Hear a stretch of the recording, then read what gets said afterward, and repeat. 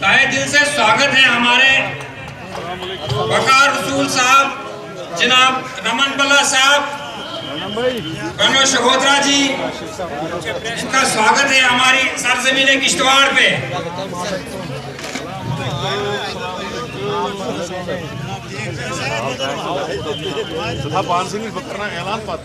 तमाम लोगों से अपील है कि वो टेंट के अंदर आए। जनाब शगोत्रा जी, जनाब प्रणव शगोत्रा जी। अब मैं वकार साहब से 5 मिनट एक्स्ट्रा मांगता हूं कि कुछ लोग आज कांग्रेस की विचारधारा के साथ जुड़ना चाहते हैं, तो एक एक कर इस किश्तवाड़ की पाक धरती पे जहां शाह फरीदुद्दीन बगदादी रहमतुल्लाह अलैह का आस्थान मुबारक मौजूद है, इस जगह पे मैं आपके सामने हाजिर हूं और अपने आप को खुशकिस्मत समझता हूं कि मुझे बहसत सदर इस अपनी चुनाव रैली का दौरा करने का मौका मिला। जिंदगी के काफी दौर गुजरे, काफी साल पहले से मैं यहाँ आ रहा हूं, आता रहा हूं, लेकिन वक्त का पता नहीं चलता है। जिसके साथ हम दौरे करते थे आज वो कहीं और हम कहीं,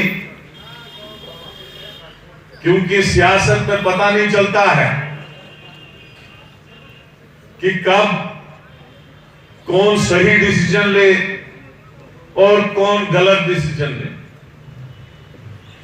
मुझे लगता है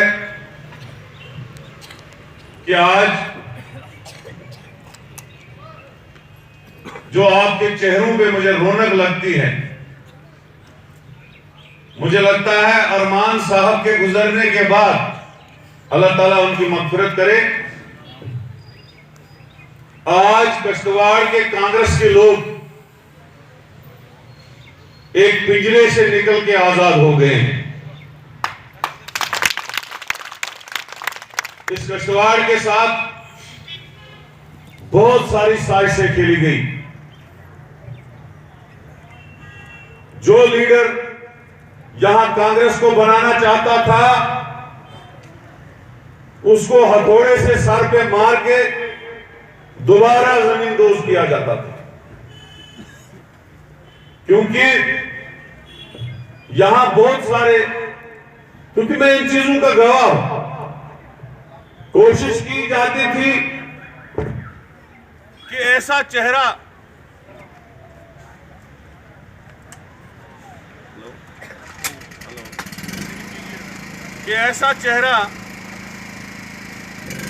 एक मिनट यहां पे जीत जाए, यहां कांग्रेस की तरफ से ऐसा चेहरा जीते जो नेशनल कॉन्फ्रेंस के कैंडिडेट को जिताने में मदद करे। कोशिश की जाती थी कि किश्तवाड़ के धरती पे ऐसा कोई लीडर न उभरे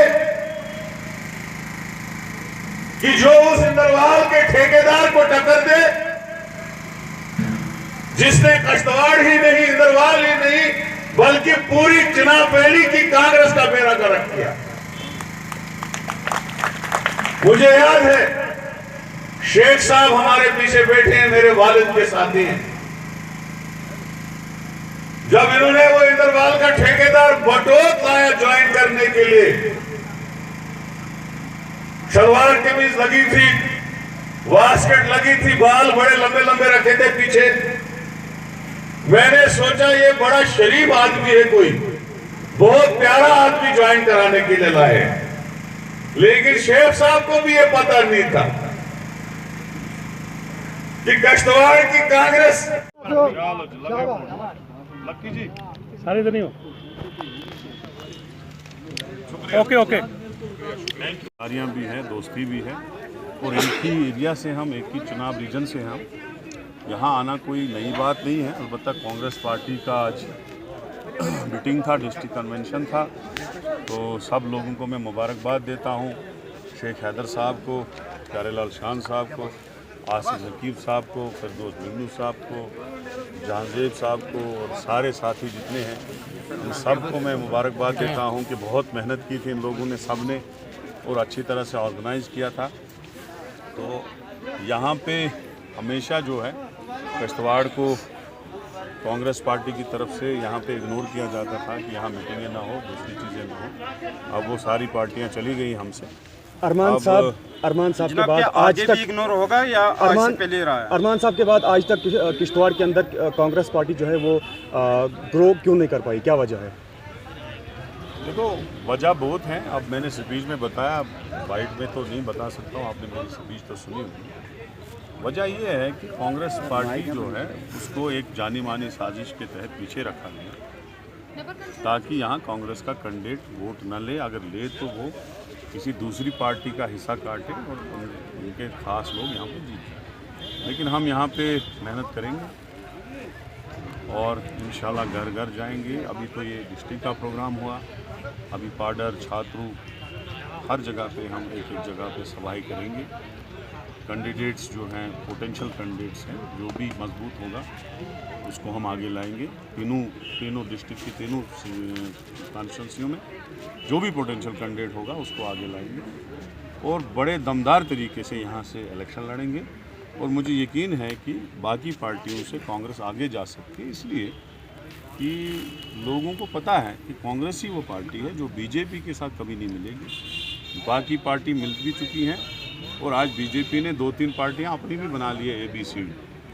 तो इसलिए जो आज भी मैंने एक्सेलसियर में आपने पढ़ा होगा, ABC पार्टियां जो हमने बदलवा में भी कहा, जो उनकी सपोर्टेड पार्टियां हैं, अगर बीजेपी को कल को गवर्नमेंट बनाने के लिए 10 सीटें कम होंगी, 15 सीटें कम होंगी, 20 सीटें कम होंगी, तो वो पार्टियां उनकी इंटरनल पार्टियां हैं जिनको वो फंडिंग भी कर रहे हैं, जिनको वो एडमिनिस्ट्रेटिव सपोर्ट भी कर रहे हैं, जिनका वो पूरा ख्याल भी रख रहे हैं। जैसे 2014 में एक पार्टी उनके साथ मिली थी जो कश्मीर का नारा देती थी, सब्ज़ झंडा उठाती थी, तो बाद में आपने देखा कि वो सब्ज़ और केसरी को उन्होंने एक ही पतीले में मिला दिया।